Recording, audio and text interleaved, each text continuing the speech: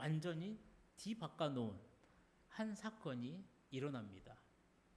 그 사건을 계기로 세계 역사가 그 전과 그 후로 나뉘게 되죠. 그 사건이 무엇이냐면 우리가 너무나도 잘 알고 있는 예수님의 삶과 죽음, 부활이었습니다. 그리고 그 사건이 일어난 장소는 정말로 광대에 있었던 그렇게 넓었던 로마 제국의 한 가운데가 아니라 로마 제국의 한 기퉁이에 불과했었던 이스라엘이었다라는 겁니다. 당연히 예수님의 그 사건을 로마 사람들은 거들떠 보지 않았죠. 로마서가 로마에 도착했을 때도 마찬가지였습니다. 정말로 극소수의 사람만이 이 로마서를 읽을 뿐이었다라는 것이죠. 로마의 사람들은 그 누구도 이 로마서를 보지 않았습니다. 왜냐하면 그들에게는 봐야 될 것들이 너무나도 많았기 때문이에요. 황제의 칙령도 읽어야 되고요. 그 다음에 정말로 잘 만들어진 세련된 시도 읽었어야 됩니다.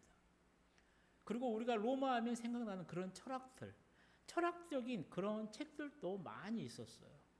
그렇다 보니까 내용 또한 수준급이었다는 거죠. 그러니까 로마 사람들에게 있어 로마서는 그냥 무명의 어느 한 사람이 쓴 시일 뿐이었다라는 거예요. 편지였을 뿐이라는 겁니다. 그래서 그 누구도 처음에는 거들떠보지 않습니다. 하지만 시간이 흐릅니다. 상황이 완전히 역전이 돼요. 로마 시민들이 그렇게 소중하게 여기면서 즐겨 읽었었던 그러한 책들이 그냥 이렇게 흙먼지를 뒤집어 쓰는 사태가 벌어져요. 로마의 연고가 없었던 무명의 로마 시인인 이 바울이 썼던 로마서가 빠른 시일 안에 이 로마 제국의 모든 사람들 그 생활의 그 영역으로 자리를 파고 들어가게 됩니다. 먼저 기독교인의 삶을 변화시켜 버려요. 그리고 나서 로마 시민들의 삶도 변화시켜 버립니다. 그 이후에는 로마 전체를 변화시켜 버려요.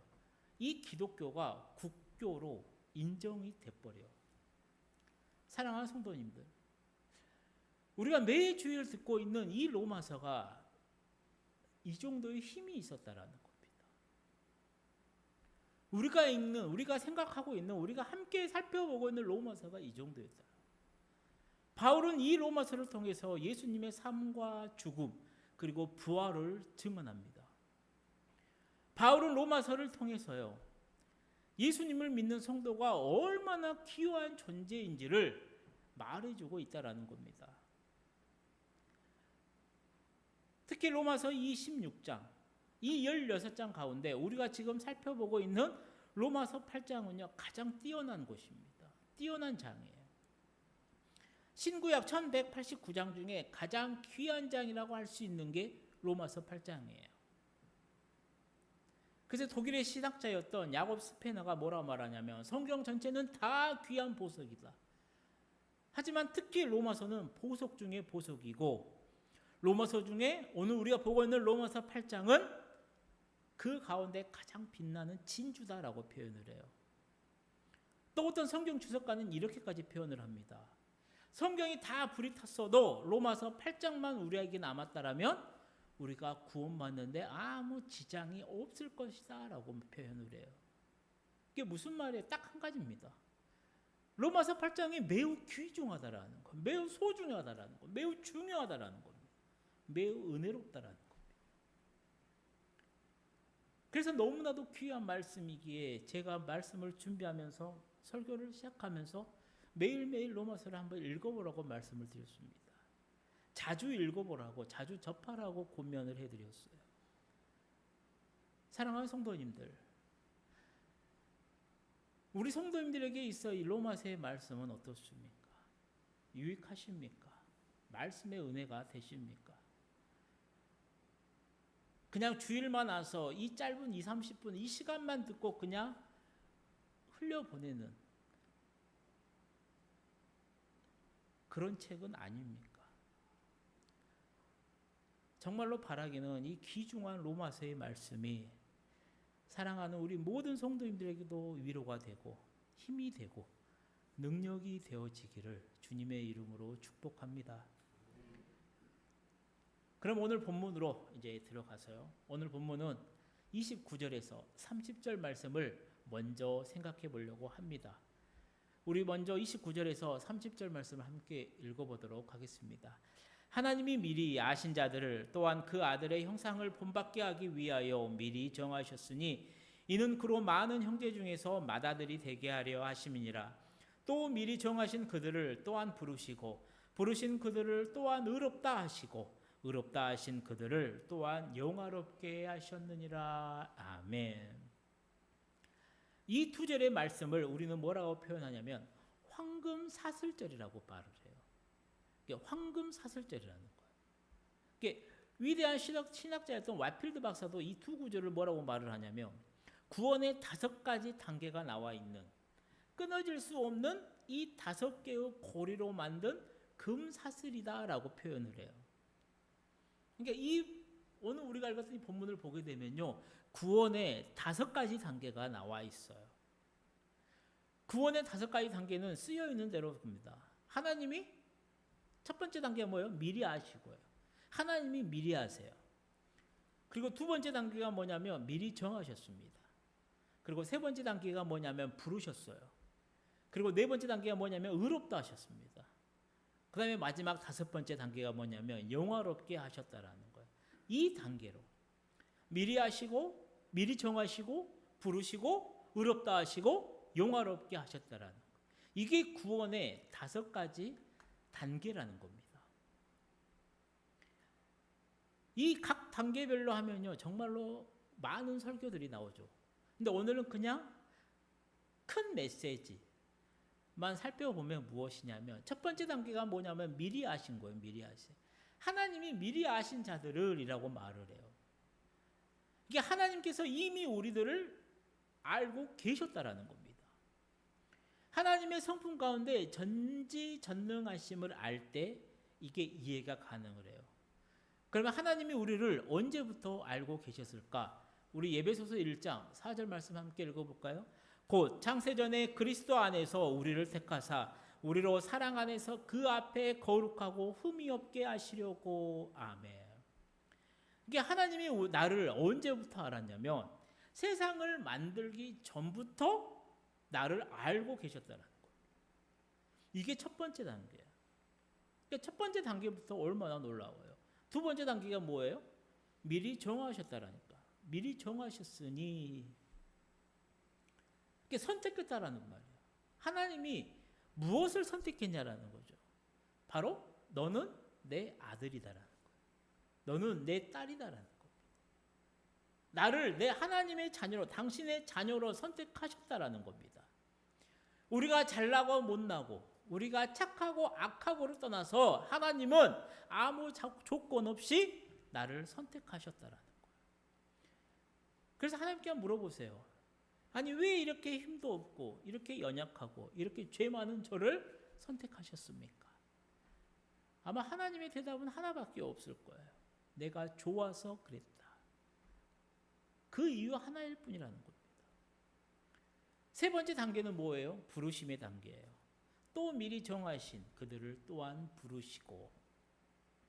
이 부르심의 단계는 뭐냐면 예수님을 믿도록 이끄시는 겁니다. 그러니까 예수님을 내가 믿고 싶어서 그래 나 예수 한번 믿어봐야지 믿으려고 한 게 아니라는 거예요. 하나님께서 믿도록 우리를 부르셨다라는 겁니다. 네 번째 단계는 뭐예요? 의롭다 하심, 의롭다 하심. 부르신 그들을 하나님의 예수님을 믿도록 이렇게 인도하셨던, 그래서 믿은 그 사람들을 이제는 의롭다 하세요. 그 의롭다 하심이 무슨 말이냐면 예수님의 그 거룩한 십자가의 보혈로 예수님을 믿는 하나님의 자녀들을 당신이 선택한 그 자녀들의 모든 죄를 다 씻겨주셨다라는 겁니다. 용서해 주셨다라는 겁니다. 즉 이 구원의 5가지 단계, 마지막 영화롭게 하신 단계도 있겠죠. 이 구원의 단계에서요 우리가 하는 건 하나도 없어요. 그저 일방적으로 하나님에게 받은 겁니다. 하나님이 하신 일밖에 없어요. 하나님이 나를 미리 아셨고요. 나를 선택하셨고요. 나를 부르셨고요. 내 죄를 다 용서해 주셨다니까. 그리고 마지막 단계가 뭐예요? 영화롭게 하셨어요. 의롭다 하심을 부른 그들을 또한 영화롭게 하셨대요. 영화롭게 한다는 건 뭐예요? 그리스도의 형상을 본받게 했다는 거예요. 우리가 성도로서 하나님의 자녀로서 이제 새 사람이 되어서 무엇을 해야 돼요? 예수님을 닮아가는 삶을 살아야 돼요. 그리고 그렇게 살다가 죽어요. 우리가 살면서도 학수고대한 거, 온 피조물과 우리가 기대하는 게 뭐예요? 예수의 재림이에요. 예수의 재림을, 예수님의 재림을, 다시 오심을 고대하며 살지만요, 예수님의 다시 오심, 재림이 언제 올지는 아무도 몰라요. 우리가 죽어서 하나님 앞에 갈 때까지 오시지 않을 수도 있어요. 그러면 우리의 몸은 어때요? 육신은 그냥 땅에서 썩어갑니다. 그리고 우리의 영혼은 하늘에서 예수님의 재림하시는 날까지 기다려요. 그러다 드디어 예수님이 재림을 하십니다. 그러면 우리의 썩은 몸은 새 몸을 입고 부활을 해요. 우리의 영혼과 결합하게 돼요. 그거를 우리의 몸이 구속받는다라는 거예요. 그때 우리의 자신이 어떻게 되느냐? 새 인격이고 예수 그리스도의 그 형상을 닮은 새 사람으로 주님 앞에 서게 된다는 겁니다. 그게 영화롭게 됐다라는 거예요. 영화롭게 된다라고 말하는 거예요. 즉 이 구원의 5단계를 통해서 하나님은 우리를 당신의 자녀로 만들어 주십니다. 29절의 말씀에서처럼 하나님의 맏아들은 예수 그리스도시고 우리는 그 뒤를 잇는 하나님의 자녀가 되게 해 주셨다라는 거예요. 바울이 오늘 본문에서 이 황금 사슬절, 이 구원의 5단계를 말을 합니다. 그러면 이걸 가지고 로마에 있는 성도들에게 어떤 메시지를 전하고 싶었을까? 바울은 초신자들에게, 로마에 있는 성도들에게 정말로 이 교리 교육을 하고자 함은 아니었을 거라는 거예요. 바울은 로마에 있는 이 성도들에게 어떻게 그리스도인이 되었는지를 설명해 주고 싶었어요. 지금 우리가 가진 개역 개정판은 이게 잘 이해가 안 돼요. 근데 헬라어 원문을 직역을 해서 보면 이렇습니다. 왜냐하면 하나님께서 미리 아신 자들을 또한 하나님의 아들의 형상과 같은 모양들을 가지도록 미리 정하셨기 때문이다. 그를 많은 형제들 중에서 처음 태어난 자로 있게 하기 위하여. 30절이죠. 그리고 하나님께서 미리 정하셨던 이들을 또한 하나님께서 부르셨다. 그리고 하나님께서 부르셨던 이들을 또한 하나님께서 의롭다 하셨다. 그리고 하나님께서 의롭다 하신 이들을 또한 하나님께서 영화롭게 하셨다라고 번역이 직역이 돼요. 헬라어 원문을 보게 되면 이 본문에가 하나님이라는 주어가 8번이 나옵니다. 왜 이렇게 바울은 하나님이라고 하는 주어를 계속해서 반복해서 말을 했느냐? 이유는 딱 하나예요. 이유는 딱 하나입니다. 하나님이 우리를 구원하시기 위해 계획하셨고요. 시작하셨기 때문에 우리의 구원의 시작은 계획은 하나님이 하셨기 때문에 절대로 이 구원 사역에 실패란 있을 수 없음을 강조하기 위해서. 그래서 헬라어 원문을 보게 되면요, 우리가 방금 봤었던 구원의 5단계 모두 어떻게 표현이 되냐면 완료형으로 표현이 됩니다. 과거 동사로 쓰여졌어요. 아셨다라는 거, 정하셨다라는 거, 부르셨다라는 거, 의롭게 하셨다라는 거, 영화롭게 하셨다라는 겁니다. 그게 무슨 뜻이에요? 우리는 의인의 단계까지는 왔어요. 그런데 아직 영화의 단계는 도착하지 않았습니다. 왜? 우리가 새 사람의 새 몸을 입고 주님 앞에 서지는 않았어요. 재림 이후에. 그런데 하나님 편에서는 어때요? 하나님 시선에서는 이미 영화의 단계까지도 다 끝났다라는 겁니다. 바울은 지금 그것을 말을 해요. 그래서 로마에 있는 성도들에게 하고 싶은 강력한 메시지가 이거예요. 하나님이 당신을 선택했다라면, 하나님이 너를 선택했다면 너는 지금 하늘에 있는 것과 마찬가지라는 겁니다. 하나님이 너를 의롭다 여기셨다면 걱정하지 말고 평안하게 살라라는 거예요. 하나님의 사랑을 입은 자여 너는 하늘에 있게 될 것이다라는 겁니다. 이 확신을 주기 위해 이 말씀을 기록한 거라는 거예요. 그리고 저와 여러분도 이 사실을 분명히 알아야죠. 하나님이 나를 먼저 하셨고요. 나를 선택해 주셨다라는 겁니다. 그리고 하나님의 선택에는 절대로 실패가 없습니다. 나는 하나님의 선택을 받은 존재이기 때문에 이 땅에서부터 그리고 영원히 천국의 그 복된 삶을 살 것이다라는 겁니다. 정말로 이 귀한 사실을 믿으시는 우리 성도님들 되시기를 축복해요. 그럼 28절 말씀 한번 볼까요? 우리 28절 말씀 함께 읽어보도록 하겠습니다. 우리가 알거니와 하나님을 사랑하는 자 곧 그의 뜻대로 부르심을 입은 자들에게는 모든 것이 합력하여 선을 이루느니라. 아멘. 본문 28절은 정말로 우리 모든 성도들이 잘 알고 있는 성경 말씀 구절이죠. 또한 정말로 잘못 인용되는 구절 가운데 하나이기도 합니다. 그러니까 성도들은 그렇게 생각을 해요. 이 구절을 일종의 운명론적, 좀 낙관론적으로 생각을 해요. 그래, 모든 것이 다 합력해서 선을 이룰 거야. 이 태도에는 뭐가 있냐면 내가 무엇을 하든지 간에 나와 상관없이 모든 사람들에게 적용되는 거라고 생각을 해요. 근데 그게 아니라는 겁니다. 오늘 본문을 잘 보면 뭐라고 하냐면 모든 것이 합력하여 선을 이루어진다라고 해요. 그런데 그 대상은 아무에게나가 아니에요. 이방신을 믿는 자들에게 또 불신자에게는 이루어지지 않는다라는 겁니다. 그러면 누구에게 이루어지는 것이냐? 우리가 알거니와 하나님을 사랑하는 자, 곧 그의 뜻대로 부르심을 입은 자들이라는 것. 이렇게 분명하고 확실한 대상이 정해져 있어요. 모든 것이 합력해서 선을 이루는 게 모든 사람이 아니라는 겁니다. 정말로 하나님을 사랑하는 자, 곧 그의 뜻대로 부르심을 입은 자들에게 이 역사가 일어난다라는 거예요. 오늘 제가 왜 먼저 29절과 30절 말씀을 먼저 생각했냐면 바로 이것 때문이에요. 구원의 5단계를 거쳐서요. 하나님의 선택을 받은 하나님의 자녀라면요. 마땅히 특징이 뭘 것 같아요?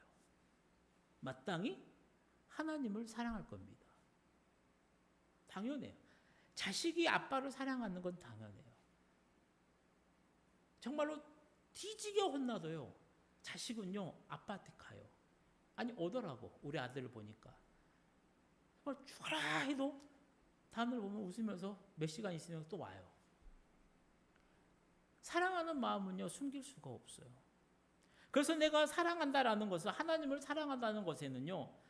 내 감정과 내 지식과 내 행동과 내 이 밖의 모든 것들이 다 포함이 돼요. 곧 진짜 믿음은 뭐냐면 하나님을 사랑하는 거예요. 그래서 하나님을 사랑한다는 것은요. 말로만이 아니에요. 하나님을 생각하는 것은 사랑하는 것은요. 생각만이 아니라는 겁니다. 하나님을 사랑하는 것은요. 내 삶 가운데서 드러나게 되어 있어요. 절대로 숨길 수가 없습니다. 어떤 총각이 그러잖아요. 사랑하는 여자가 생겨요. 근데 그의 부모님이 상당히 보수적이고 권위적입니다. 공부하는 시기에 네가 왜 연애를 해야 혼날 것 같아요. 그래서 말을 못했대요. 근데 어느 날 먼저 엄마가 아들에게 이야기하더라는 거죠. 너 사랑하는 사람이 생겼냐? 아들이 깜짝 놀라죠. 어떻게 아셨냐고. 이유는 하나밖에 없어요. 어느 순간 아들이 웃음이 잦아져요. 콧소리를 내면서 노래를 해요. 혼자서 막 핸드폰 보면서 생각하면서 막 키득키득 웃어요. 당연히 엄마가 그 아들의 모습을 보면서 뭐라고 생각을 해요? 아, 저놈 좋아하는 사람이 생겼구나. 이게 당연한 거라는 겁니다. 마찬가지예요. 우리가 하나님을 사랑하게 되면요. 나도 모르는 사이에 그 마음, 그 사랑이 표출되게 돼요. 하나님을 찬양하게 되고요. 감사가 나오게 되고요. 표정이 밝아져요. 하나님께 그 많은 은혜를 받았는데 내 입에서 맨날 불평과 짜증의 소리가 나온다. 그건 하나님의 은혜에 사랑하는 게 아니에요. 하나님의 그 사랑을 받았는데 내 마음속에 맨날 저 사람을 미워하는 마음이 있다. 그거는 하나님을 사랑하는 게 아니라는 겁니다.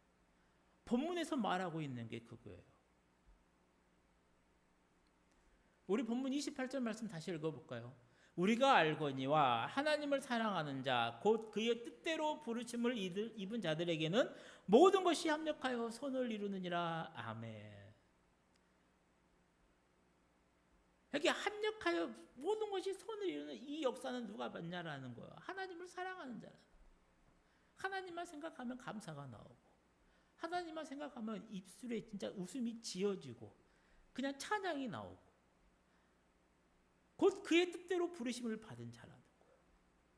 이 사람들에게 어떤 역사가 일어나냐면 모든 것이 합력하여 선을 이루어진다라는 거예요. 여기서 말하는 선은 뭐냐면 우리가 잘 알고 있는 토부라는 단어, 몇 가지 뜻이 있어요. 완벽하냐, 진리입니다. 진리, 퍼펙트. 두 번째는 뭐예요? 우리가 잘 알고 있는 굿, 좋은 거예요. 선. 세 번째는 아름답다, 미예요. 네 번째는 뭐예요? 레스토레이션, 복원이에요. 회복이에요. 선이라고 하는 뜻을 정의를 하면 직역을 하면 이래요. 정리를 해보면 하나님이 당신의 자녀들이 겪는 그 환경과 삶을 그 모든 것을 합쳐서 일을 해요. 결국은요 그게 중요한 거잖아. 그러니까 우리의 모든 삶 보면 좋은 일도 있어요. 나쁜 일도 있어요. 괴로운 일도 있어요. 행복한 일도 있어요. 근데 하나님의 역사하심은 결국은 무엇이냐면 결국은 나에게 주어지는 모든 일들이 진리 쪽으로, 선 쪽으로, 아름다운 미 쪽으로, 하나님의 사람을 회복하는 쪽으로 인도해 주신다라는 겁니다. 이게 무슨 말이냐? 우리 창세기 50장 20절 말씀 함께 읽어보도록 하겠습니다. 당신들은 나를 해하려 하셨으나 하나님은 그것을 선으로 바꾸사 오늘과 같이 많은 백성의 생명을 구원하게 하시려 하셨나니. 아멘. 이게 누구 말이에요? 이게 요셉의 말이에요. 요셉이 그의 형제에게 하는 말이에요. 형에게. 요셉의 고백이 뭐예요? 마지막 고백이. 요셉의 그 파란만장한 삶을 모두 겪어보니까 그 모든 것을 다 합해서 하나님이 선으로 바꾸셨다라는 겁니다. 우리가 아는 것처럼 요셉의 삶은 어때요? 형들에게 질투를 당해요. 시기를 당해요. 그래서 17살 때요 팔려갑니다. 그리고 애굽에서 보디발의 그 노예 생활을 해요. 10년간. 27살 때 보디발의 아내가 유혹을 해요. 그 유혹을 뿌리칩니다. 그랬더니 감옥에 가게 돼요.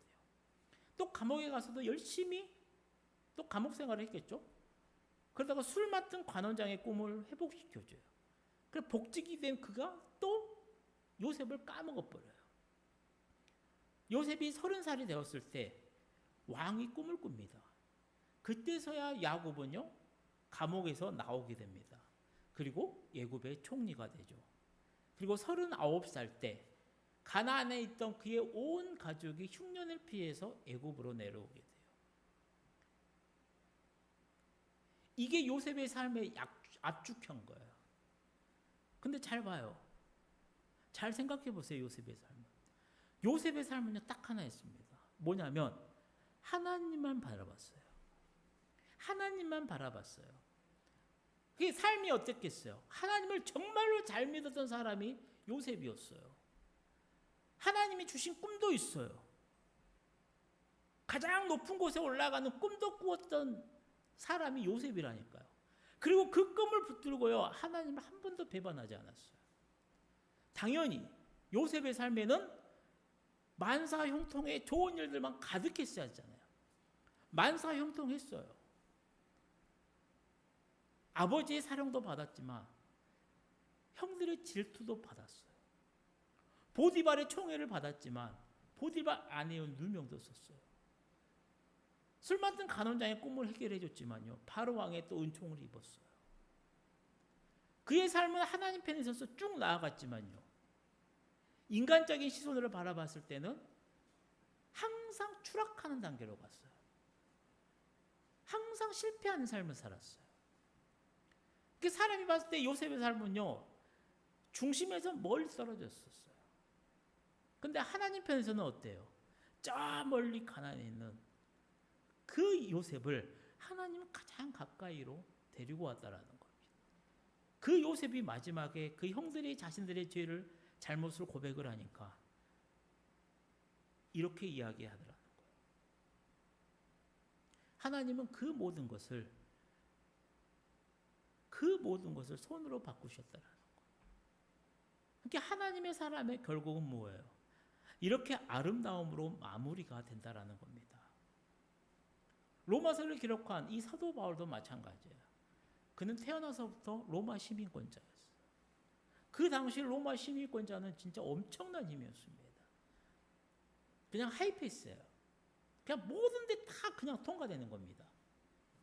근데 한 번도 그 시민권자라는 것을 사용하지 않았어요. 그러다가 3차 전도 여행을 마치고 예루살렘에 도착했을 때 어떻게 돼요? 이스라엘 사람들이 자신을 죽이려 합니다. 그래서 천부장이 바울을 요새 안으로 불러들여요. 끄집어옵니다. 잡아와요. 그리고 자신들의 부하들에게 말을 해요. 야, 쟤 쳐서 신문해라. 고문을 가하라고 해요. 병사들은 당연히 오케이. 상관의 명령이 떨어졌으니까 가죽줄을 매요. 채찍질하려고. 그때 백부장에게 바울이 한마디를 하는 겁니다. 야, 나 로마 시민권자다. 이 한마디에 모든 게 발칵 뒤집어집니다. 그때부터 로마 시민권자로 대우를 받아요. 호송할 때도요, 한 명 보내지 않아요. 보병 200명, 기병 70명, 창병 200명, 총 470명이 바울을 애워싸요. 왜? 얘 죽으면 안 되니까. 합력하여 손을 이뤄요. 요즘도 마찬가지입니다. 합력하여 손을 이루는 사례는요, 정말로 많아요. 바울이 본문 28절 말씀을 통해서 로마 교인들에게 하나님은 구원받은 우리에게 선한 목적을 가지고 계시고 그 선한 목적을 따라 언제나 일하고 계심을 확인시켜주고 있다는 겁니다. 사랑하는 성도님들, 그래서 우리가 읽었던 본문 28절은요, 정말로 중요한 4가지의 그 핵심적인 진리가 담겨 있어요. 그게 뭐냐면 첫 번째가 선을 이루시는 분이 누구냐라는 거죠. 선을 이루시는 분은 하나님이라는 겁니다. 선을 시작하신 이가 하나님이시고요. 완성하신 이가 하나님이시라는 거예요. 하나님이 모든 것을 주관하신다라는 거예요. 즉 하나님을 사랑하는 자, 그의 뜻대로 부르심을 입은 우리는 우리의 모든 것을 누가 주관하시냐고요? 하나님이 주관하신다라는 거예요. 두 번째 진리가 뭐예요? 모든 것이 선을 이룬다라는 거예요. 모든 것. 여기에 중요한 게 담겨있죠. 성공 당연하죠. 선을 이루죠. 근데 실패도 선을 이뤄요. 건강도 선을 이룹니다. 질병도 선을 이뤄요. 명예도 선을 이룹니다. 굴욕도 선을 이룬다는 거예요. 우리에게 우리의 삶 가운데서 일어난 모든 현실적인 것은 우연이 없다라는 거예요. 이 모든 것이 초월적인 하나님의 섭리 가운데 있고요. 그 고난을 겪는 순간에는 왜 내가 이거를 겪어야 되는지 알 수는 없지만요. 하나님의 시선에서는 그 또한 하나님의 궁극적인 선을 이루는 과정이다라는 겁니다. 그게 성경이 우리에게 가르쳐주는 진리라는 거예요. 세 번째 진리는 뭐냐면요. 합력하여 선을 이룬다라는 거예요. 합력하여서. 선과 악이, 의인과 악인이, 성공과 실패가요, 함께 합력해서 작용해서 선을 이룬다라는 거예요. 우리에게 좋은 것만 있으면 좋겠죠. 아니요. 그건 도리어 나쁩니다. 우리에게는 실패도 있어야 돼요. 고난도 있어야 돼요. 역경도 있어야 돼요. 바다가 날마다 잠잠하면요, 좋을 것 같죠. 아니요. 어마어마한 폭풍을 한번 맞아야 된답니다. 한번 바다가 디비져야 된대요. 뒤집어져야 된대요. 그래야 산소 공급이 원활해서 물고기가 더 잘 사라지고 건강해진답니다. 즉 편안함뿐만이 아니라 역경과 고난 또한 우리 가운데 함께 있어야 우리의 인격이 강해지고 쓸모없는 것들이 다 이렇게 누그러진다라는 거죠. 그게 합력하여 선을 이룬다요. 그리고 마지막은 영화롭게 하십니다. 예정하시고 부르시고 의롭다 하신 후에 의롭다 하신 그들을 또한 영화롭게 하신다라는 거죠. 근데 이 영광은, 이 영화롭게 한다는 영광은 그냥 내 삶이 그 평탄한 가운데 얻어지는 게 절대 아니라는 거예요. 시편 91편 우리 15절 말씀 함께 읽어볼까요? 그가 내게 간구하리니 내가 그에게 응답하리라. 그들이 환난 당할 때에 내가 그와 함께하여 그를 건지고 영화롭게 하리라. 아멘. 평탄한 가운데요, 절대요, 내 환난 가운데요, 하나님이 나를 건져주세요. 그리고 고생했다, 수고했다 나를 안아주시고 나를 영화롭게 해주신다는 거예요. 정말로 바라기는 이 진리의 사실들이 사랑하는 우리 성도님들의 귀한 신앙 고백이 되어지기를 소망합니다. 이제 말씀을 마치려고 해요. 사랑하는 성도님들, 우리는 오늘 본문의 말씀을 통해서 두 가지 중요한 사실을 꼭 기억해야 돼요. 첫 번째는 뭐냐면 우리는 구원의 5단계를 통해서 거쳐서 구원을 선물로 받은 사람이라는 겁니다. 그리고 두 번째는 뭐예요? 지금도 하나님은 내 삶에서 일어나는 모든 상황들을 다 계획하시고 아세요. 그 상황들을 통해서 나를 하나님의 사람으로 온전히 회복시켜가는 거, 나를 하나님의 사랑으로 빚어가고 있다라는 사실을 믿어야 된다는 겁니다. 이 두 가지의 사실이 믿어질 때 어떻게 돼요? 우리는 그 어떤 상황에서도 하나님을 찬양하고 하나님께 영광을 올려드리는 그 거룩한 삶을 살아갈 수가 있게 된다는 거예요. 오늘 아침 정말로 간절히 바라기는 바울의 이 확신과 고백이 저와 여러분의 믿음의 고백이 되어지기를 주님의 이름으로 간절히 축원드립니다. 기도하겠습니다. 사랑의 하나님 아버지, 우리에게 베푸신 은혜가 참 많습니다. 오늘도 우리에게 귀한 로마서의 말씀을 주셨습니다. 주님, 매일 주의를 주시는 이 귀한 말씀이 우리 모두에게 힘이 되고 지혜가 되고 자랑이 되도록 역사하여 주옵소서. 그래서 구원받은 사실이 우리에게 소망이 되게 하시고 그 무엇보다도 지금 나의 모든 환경 또한 합력하여 하나님의 아름다운 뜻으로 세워져 가고